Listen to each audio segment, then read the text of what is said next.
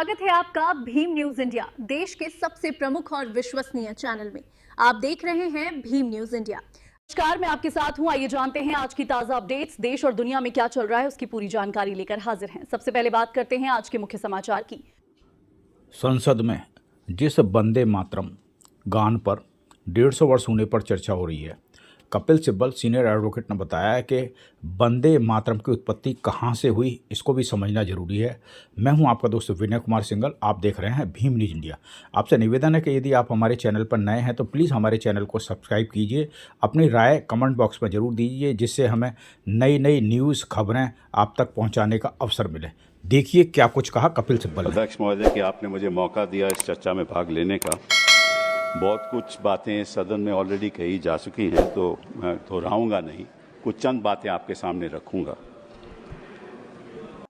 पहली तो बात यह है कि जो वंदे मातरम का हिस्टोरिकल कॉन्टेक्स्ट है उसको हमें समझने की ज़रूरत है। आनंद मठ लिखा क्यों गया था और इसके पीछे जो कॉन्टेक्स्ट है वो ये है कि 1770 में बंगाल में फैमिन हुआ, और जब फैमिन हुआ 1770 में तो निश्चित रूप से जो खाद्यान्न था वो किसानों के लिए उनको मिलना चाहिए था, लेकिन वो मिला नहीं। और जो कॉलोनियल सरकार थी उन्होंने वो खाद्यान्न खुद अपने ट्रूप्स के लिए भेज दिया, और जो होर्डर्स थे वो अपनी खाद्यान्न को होर्ड करने लगे। प्राइसेस बढ़ गई तो 10 million people in Bengal died in the famine. That is the context in which Anand Math was written. And what Anand Math says is the following, कि उस समय क्या हुआ कि एक सन्यासी का रिबेलियन हुआ, और शांति एक सन्यासन थी जिसका पति उसको छोड़ के चले गया था उसकी कॉलोनियल पावर्स को का सामना करने के लिए, और उस जान देने को तैयार था। तो शांति एक औरत थी जिसने अपने भेष बदला, और एक आदमी के पुरुष का भेष लेकर वो अपने हस्बैंड को ढूंढने गई। वहां जब उसको मिला तो हस्बैंड तो छोड़ के चले गया था। उन्होंने क्या, अब तो हम मिल गए हैं, चल इकट्ठा लड़ाई लड़ते हैं। और इकट्ठा लड़ाई किसके लड़ते हैं? जो अत्याचार करता है। तो उन्होंने दोनों ने अपनी जान दे दी। ये आनंद मठ की कहानी है। ये किसी को आज सदन में किसी ने रखी नहीं। इसके पीछे भेद क्या है कि मातृभूमि की रक्षा करना तो हमारा कर्तव्य है ही, लेकिन एक दूसरा कर्तव्य भी है जिसके बारे में किसी ने कुछ नहीं कहा। वो ये है कि जहां जहां अत्याचार होगा वहां हम विरोध करेंगे। असली आनंद मठ का मतलब ये है, कोई भी अत्याचारी हो, जो अत्याचारी है वो तो वंदे मातरम की बात नहीं कर सकता। जिसके खिलाफ अत्याचार हो वही वंदे मातरम की बात करेगा। सही है, बात तो यही है ना, ठीक है ना, चाहे वो कहीं भी हो। और मैं आपको एक और बात बताऊं, बड़ी इंटरेस्टिंग बात है कि एक अंग्रेज था हेनरी क्रेक, 1937 में उसने ये बोला, जो हमारे स्वतंत्र सेनानी थे उनके बारे में ये बोला, बोले वंदे मातरम has been literally the war cry of the terrorists. क्या मतलब था कि जो वहां लड़ाई लड़ रहे थे कॉलोनियल पावर के खिलाफ, उनको टेररिस्ट बुलाया गया। क्यों बुलाया गया? क्योंकि वो अपने हकों के लिए लड़ रहे थे, इसीलिए बुलाया गया ना। तो आजकल के जो हमारे छात्र हैं वो टेररिस्ट हो गए हैं, हमारे जर्नलिस्ट हैं वो टेररिस्ट हो गए हैं, उनके खिलाफ यूएपीए ये चीजें लग रही हैं ना। तो उनकी लड़ाई कौन लड़ेगा? सत्ता पक्ष के लोग तो लड़ नहीं सकते। तो जो अचंभे की बात यह है कि ये वंदे मातरम की बात करते हैं जब हमें वंदे मातरम की बात करनी चाहिए। वंदे मातरम तो हमें चिल्लाना चाहिए ना। इनका क्या हक है? ये तो अत्याचार रोज करते हैं, जनता के ऊपर रोज करते हैं ये अत्याचार, इनका क्या हक है?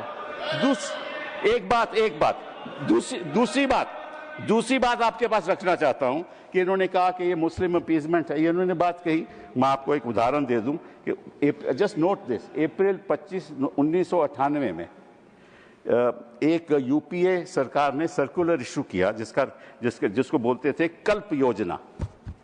एक सर्कुलर इशू हुआ था, उसके बारे में ये कहा गया कि हर स्कूल में, हर गवर्नमेंट एडेड स्कूल में ये गाना गाया जाएगा, वंदे मातरम। वाजपेयी जी प्रधानमंत्री थे, वहां बड़ा बवाल हो गया, और वहां बच्चों को स्कूल से बाहर कर दिया।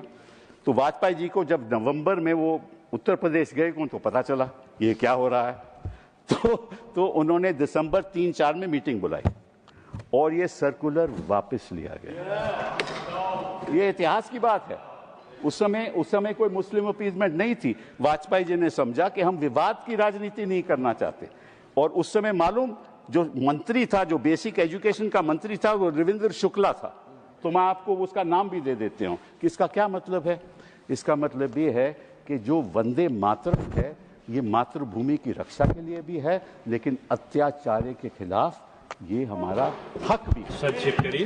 हमारा मानव अधिकार है कि जहां जहां अत्याचार होगा हम उसके प्रति प्रोटेस्ट करेंगे। 2 मिनट। नहीं, अब सभी के साथ एक सा है, और अब मैं सोचता हूँ कि आपको बहुत सारे लोग सुनना चाहते हैं। आप एक जरा मुझे बात करने, लेकिन आप कम समय आते हैं इसलिए कम लोग सुनते हैं।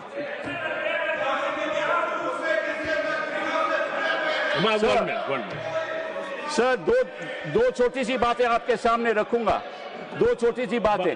जब ये बात रविंद्रनाथ टैगोर को बताई गई कि भाई इसमें बड़ी विवाद हो जाएगा, तो रविंद्रनाथ टैगोर जी ने क्या कहा ये मैं आपको बताता हूं। To me the spirit of tenderness and devotion expressed in the first portion, the emphasis to give to the beautiful and beneficent aspects of our motherland made a special appeal, so much so that I found no difficulty in dissociating it from the rest of the poem. And this was endorsed by Gandhi ji. This was endorsed by Gandhi ji. This was endorsed by Gandhi ji. He said this was endorsed by Gandhi ji, and Gandhi ji said it is an anti-imperialist cry. It had never meant to me that it was a Hindu song or meant only for Hindus. This is what Gandhi ji said. And he said these are evil days that have come in this country. So the point is, sir, the point is just one sentence, sir. One sentence. This was a movement against the partition of Bengal. Now you are partitioning the minds of this country. आप देख रहे हैं Bhim news India. यदि आपको हमारे द्वारा दिखाई खबरें पसंद है तो प्लीज़ हमारे चैनल को यूट्यूब पर सब्सक्राइब कीजिए, लाइक कीजिए, शेयर कीजिए, कमेंट्स कीजिए। भीम न्यूज़ इंडिया के फेसबुक पेज और ट्विटर यानी एक्स पर भी फॉलो कर सकते हैं। बने रहिए हमारे साथ, देखते रहिए आपका अपना लोकप्रिय चैनल भीम न्यूज़ इंडिया। आपका बहुत बहुत धन्यवाद।